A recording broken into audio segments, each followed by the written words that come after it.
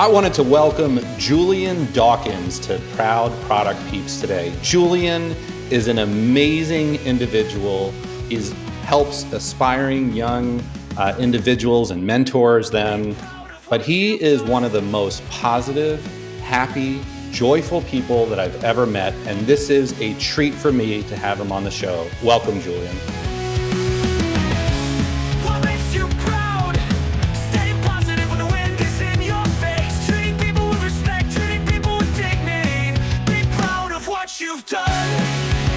Hey, Mr. J.A., thanks for having me, man. Excited to be here. Yeah, you go by Jules, you go by JD, you go by a bunch of other names that we won't talk about here. I've been a bunch of other names for sure. I've been known to go by Julia. So I've got like this whole female persona attached to my name as well, which I also go by. So Jules, JD, Julian, however you want to play it, man. Yeah, I think that's my other podcast that we'll talk about your other female identities. But for today, today we'll focus on the core element of what makes you most proud. But before we get into it, you are somewhat of a world traveler, and I love connecting with other travelers. I think recently you've been to Croatia, Italy, San Francisco, Egypt, Portugal. Out of some of your most recent travels, what has been your most favorite so far? Oh man, I'm really fortunate actually because I love traveling and I'm able to couple it with the personal side, so away with the family, some solo trips, but also on the work side too. So I get to go away for meeting with colleagues around the world, etc., user conferences. For me, I really liked going to San Francisco recently. Actually, I was there for a user conference. And it's pretty weird because when it was my first time to San Francisco, right? And I had a bit of free time to explore. When I was in the center part of San Francisco, like downtown, you guys called it, right? I was expecting all the tourist traps, all the glitzy lights and everything. It was empty, man. Like no one was around. It was Sunday evening. No one's around. I'm just like the only person there with my phone. And what I learned about this city really quickly is that you have to know the little places where to go, right? You have to go to a certain district, so you have to go to a certain, uptown area, etc. So really quickly, I was from tourist into, this person who could really explore the city a bit more once you learn where to go and everything. And then you find that each of these districts have their own distinctive feels to it. Might be the type of restaurants it's got, the type of people that are there. Is it a creative area? Is it somewhere that's a bit more upmarket with nicer kind of restaurants? Is it a place with alfresco dining, for example? So that is not what I was expecting for San Francisco at all. I was expecting just the downtown mega city, just those tourist traps. But I mean, stunning place. It was really cool, and I'd like to go there again. To be honest, man, I was only there for just under a week. But I could definitely do some more time out there. Did you get across the Golden Gate? Did you get to Alcatraz, or did you see Fisherman's Wharf? Did you see any of those three? All of that stuff. All of that stuff. I remember going to the Golden Gate, and I was like to myself, I was with a friend at the time. I was like, yeah, let's just go for a stroll. We'll walk to the other side, take the pictures. My friend, blustery as anything. Yeah, I nearly lost myself walking over that bridge. I made it for about 10 minutes and I was like, I feel like I've made no dent in walking this bridge, so I'm making my way back. But listen, I'm a London guy. I'm a tourist at heart, so I got my few pictures, my proof that I was there. Then I turned the hell back. Yeah, I done what I needed to do. Yeah, you got the Instagram photo, and then you turned back, right? So, and you say you say you're a London guy, but isn't that an Irish accent? No, just joking. I don't want to offend you. Irish fire the West I haven't Indies. been to Portugal. I haven't been to Portugal or Croatia. Any tips for future travels there? I would say for Portugal, I can't believe you haven't been to Portugal. you have to get yourself over to Portugal. Portugal, I would say, if you go into the likes of Lisbon, not that you would anyway, at least I'm not sure you would, but wear flat shoes. I don't know if you want to walk around in the high heels or something, but definitely, or at least tell the Again, missus. that's my other podcast. Yes, yes, yes, yes. Let me not get them crossed over again.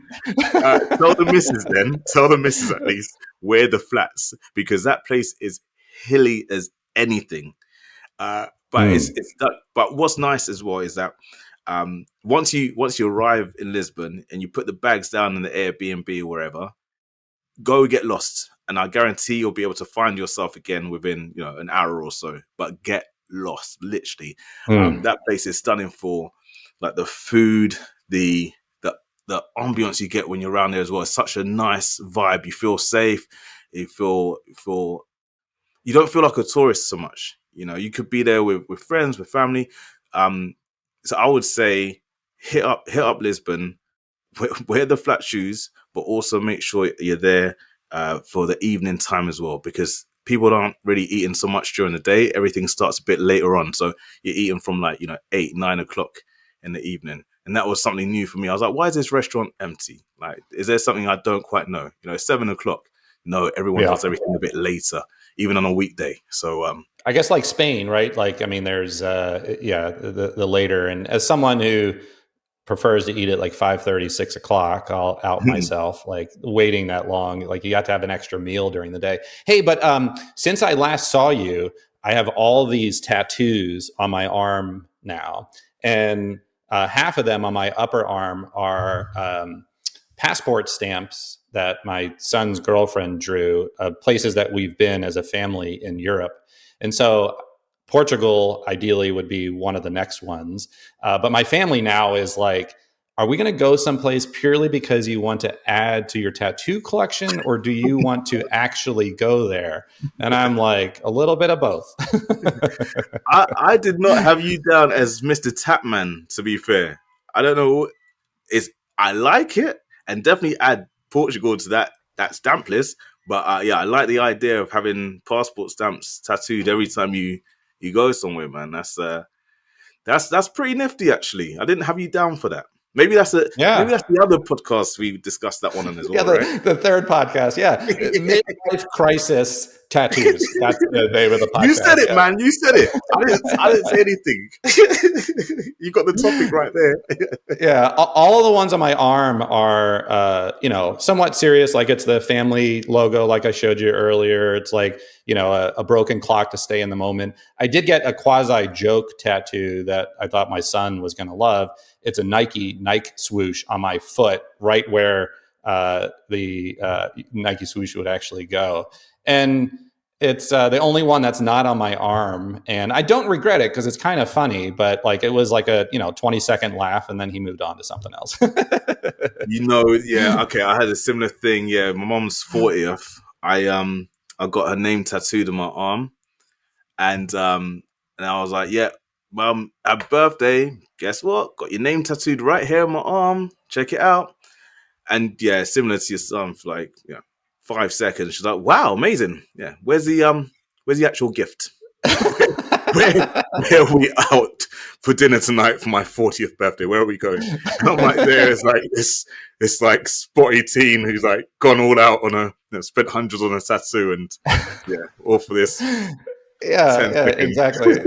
Not the Look at us same trying to level of please others. impact. Oh, that's amazing. Hey, before we get into the main question, I know you have an amazing story work wise about a time that you delivered a business case ROI in dramatic fashion. Talk a little bit about that. I think it's a fun story. Yeah, so I was working at a company called Sodexo. They're one of the largest like French multinational companies in the world, right?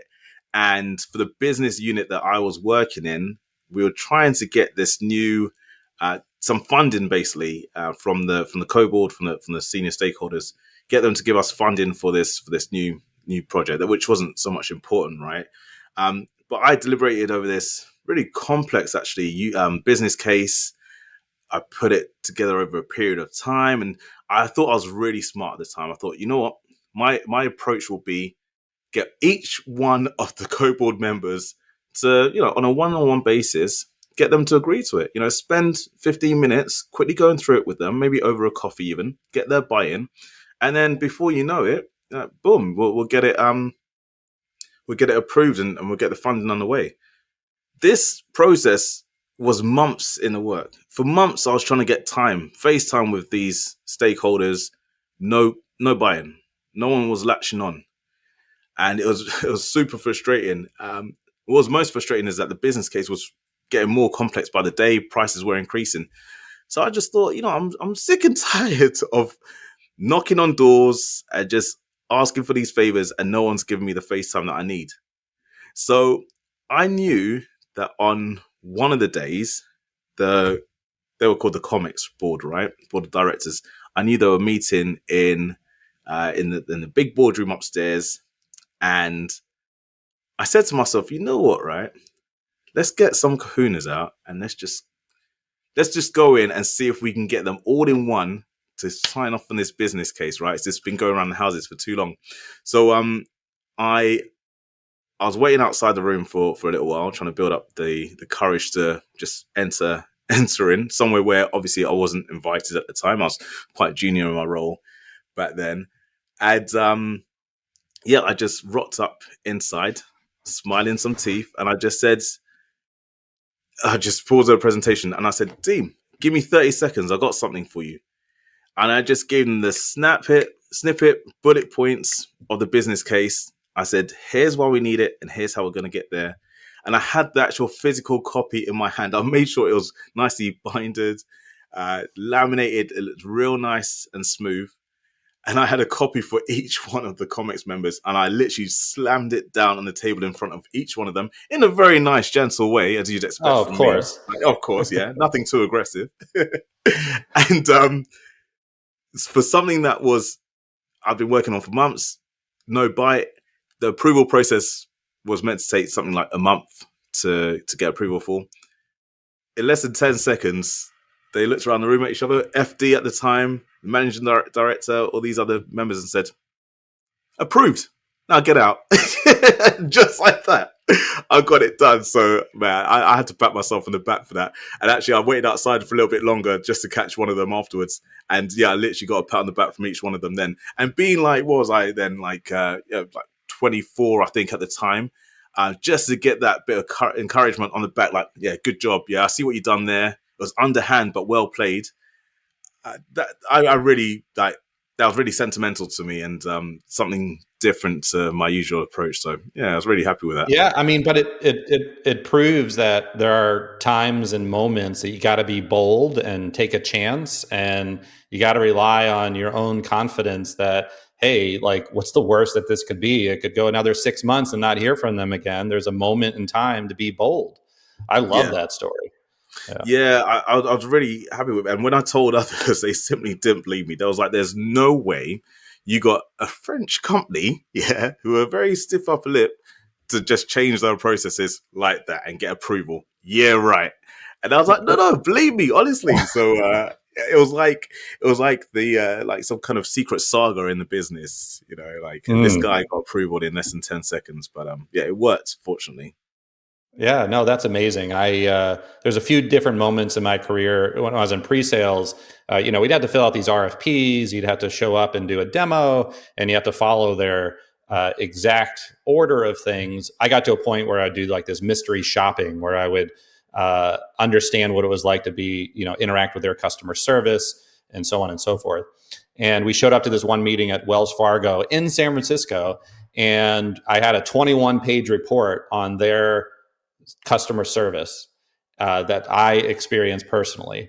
And, at the beginning of the meeting, when we were supposed to say, okay, let's start with 1 and go to 2 from the use cases, I delivered it to 30 people in the room, almost in the same dramatic fashion. The rep knew it was going to happen, and he had to leave the room because he was so freaked out that we were going to totally blow up the opportunity. But it was a moment to be different, be bold, stick out, And we ended up winning the deal, and we were able to change the conversation to say, hey, these are the things that you might think is important, but now here are the things that actually are important from a customer service perspective. Help change the dynamic, and it shows that you're able to be more consultative and more of a partner than just somebody that's answering their questions, I think. Yeah. So yeah.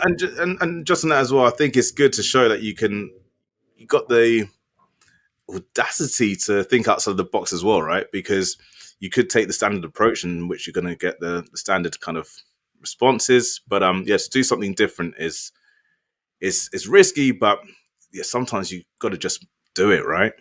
Yeah, exactly. Yeah. Hey, that brings us into the, you've done a lot of great things in your career. You've done a lot of great things personally. Just curious, what has made you most proud of what you've done personally in your career? What makes you proud? Yeah, I think for me, what makes me most proud is the connections that I made with people. I mean, it's real easy to say that, but that is so meaningful to me. I remember doing a Google Digital Garage, which is basically a learning series for people who want to do some self-learning, self-development as part of Google's program. I'd done a video on there. You were the one to actually approve me to spend half a day with Google to film this excerpt. Actually, it's yeah. I remember saying, "Yo, Justin, can I?" It was like a couple months into our time together, and I was like, "Do you mind if I spend like an afternoon doing this?" And I gave you like the longest email, like, "This is what I'll be doing, and I'll be at this place at this time."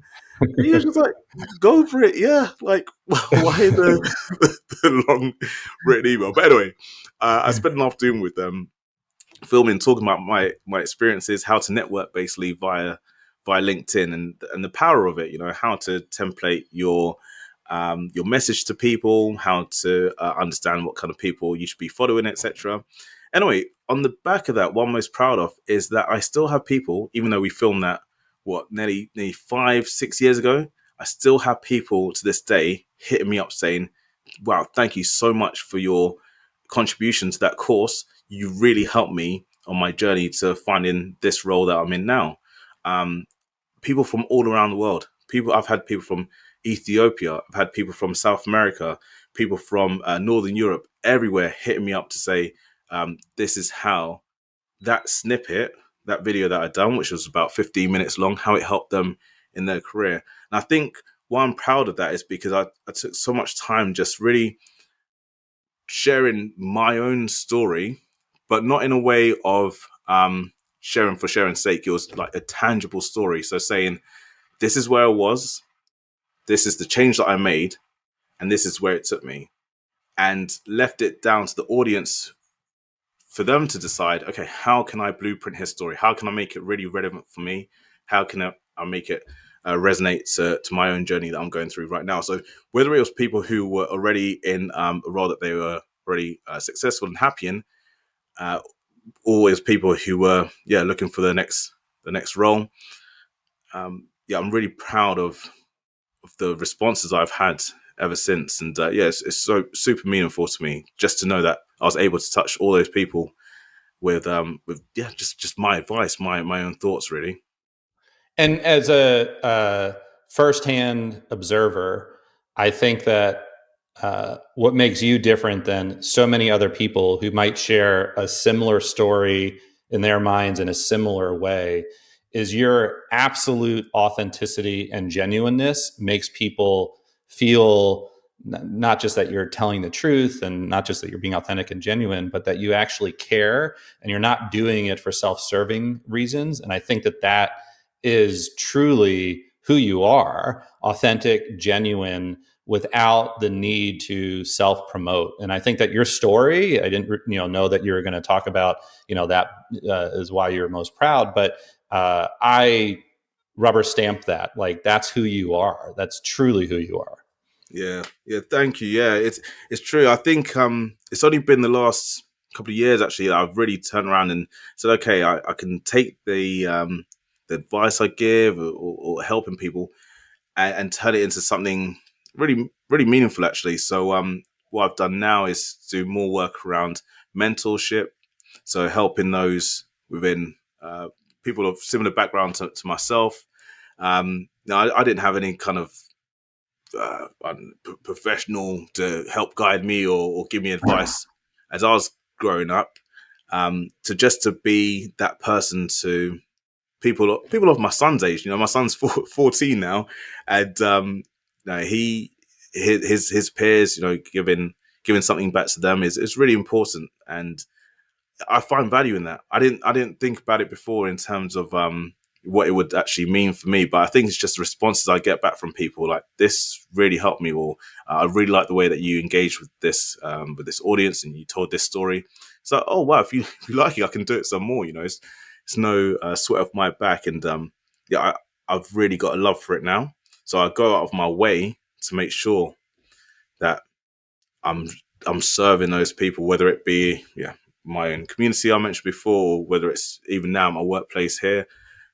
Really giving that guiding light, if you like, or just being that person that people can tap on the shoulder, approach.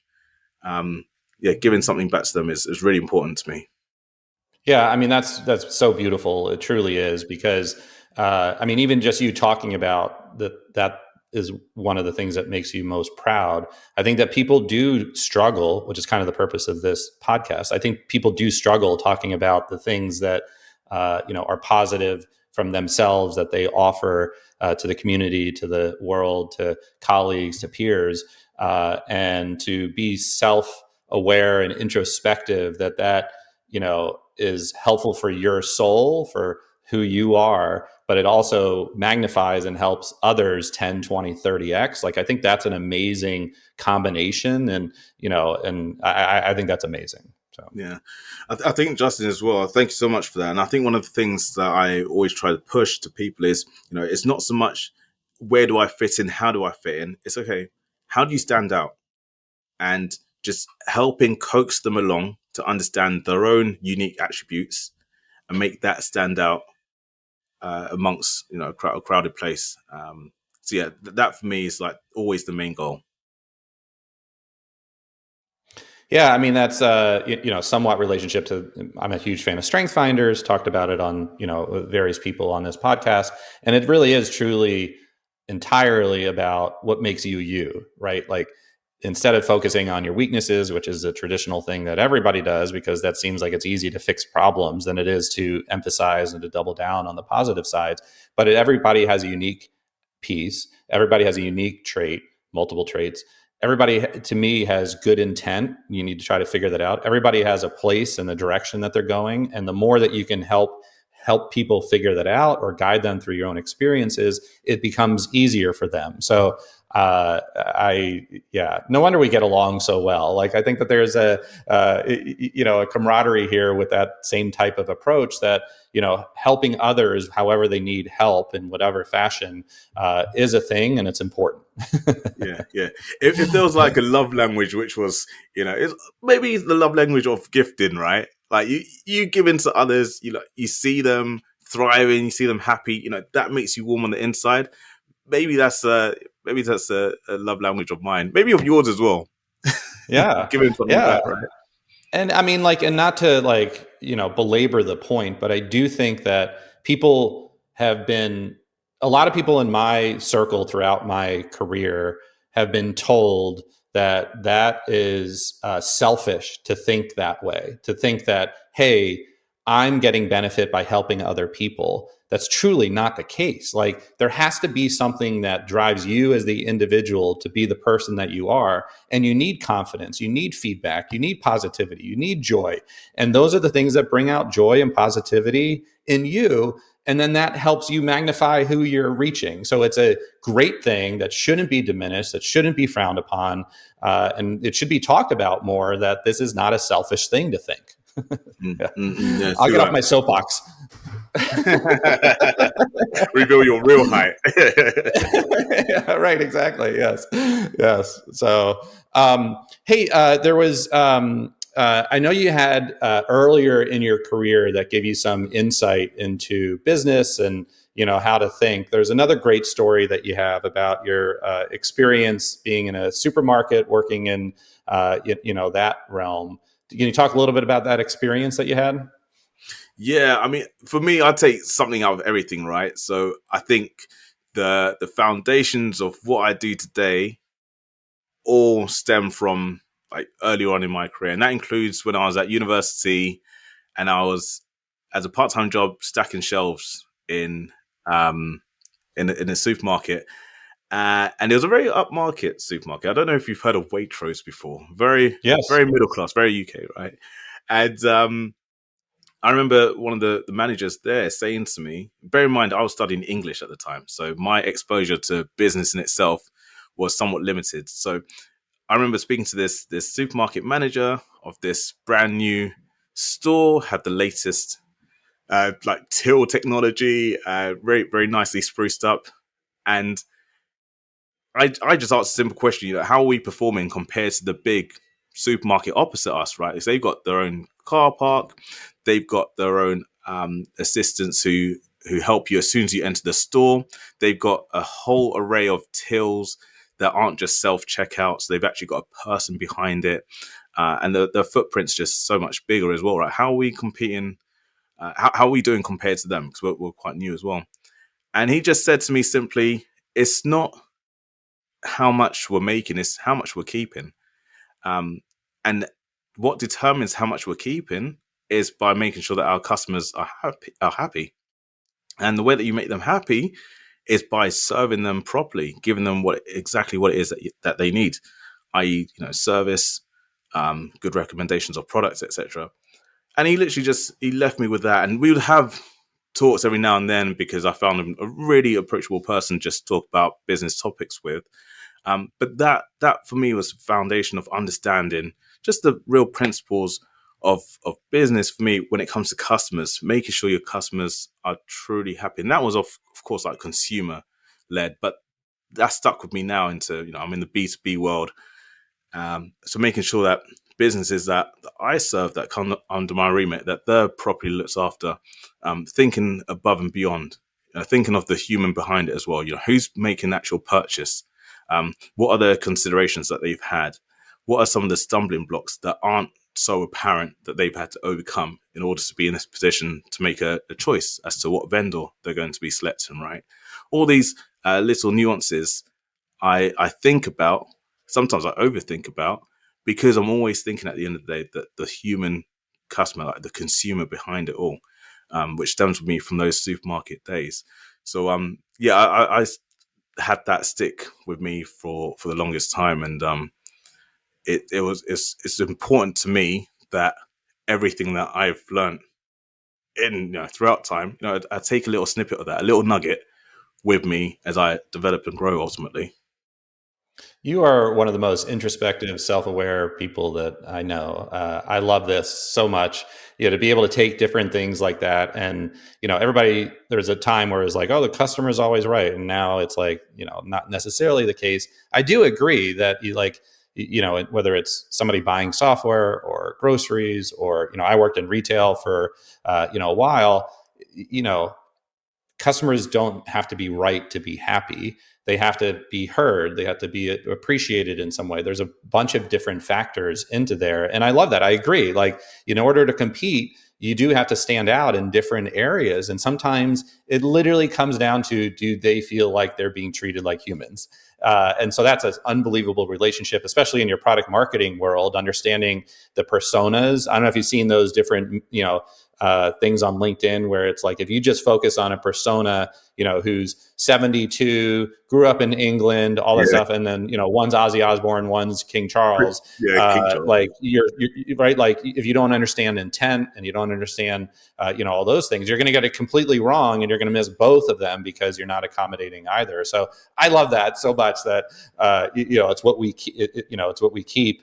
Versus anything else. So that's awesome. Hey, a quick window into your soul before we end the podcast. One of the things that I was asking early guests was their views of Oxford comma. And I got to a point where I started off, I was so anti Oxford comma. And then when I realized that everybody is Oxford comma these days, I was like, you know what? I understand why now. And then my daughter McKenna, who just got married, she explained the whole thing. But what are your views on Oxford comma? Okay, so I'm just gonna quickly hit up ChatGPT and ask what is the comma.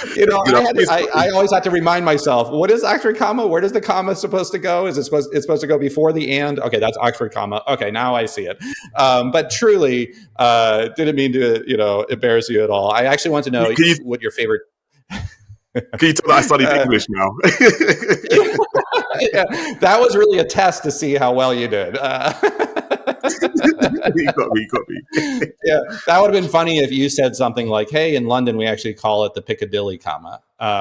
So, And you would have been none the wiser, so I should have said that. like, oh, that's amazing. We should rewind it, and then you should try to say that. But seriously, favorite TV show, book, movie, one of those that you've read, watched in the last year or so. All right, I'm gonna put it out there. Yeah, watch Gangs of London. It's on Netflix, Oh, at least the UK one. Maybe it's available in the US as well. But Gangs of London's really good, and I really like it because finally I have a show with my wife where we both are entertained and tuned in at the same time.